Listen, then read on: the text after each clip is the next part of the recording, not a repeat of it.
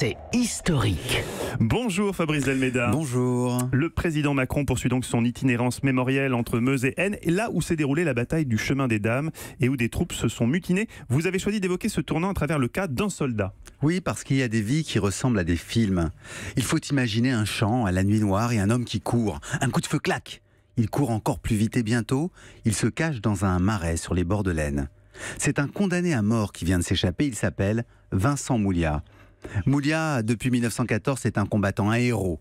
2 fois blessé, il a sauvé son capitaine, fait prisonnier des officiers allemands, gagné le grade de caporal et reçu la croix de guerre. Pourquoi est-il condamné à mort pour mutinerie ? À cause d'un nom d'abord, le chemin des Dames. C'est une route nommée en l'honneur des filles de Louis XV qui s'y rendaient au XVIIIe siècle. Mais elle donne aussi son nom à la bataille terrible lancée par les généraux français en avril 1917. On y perd des dizaines de milliers d'hommes sans les gains espérés. C'est une erreur dramatique.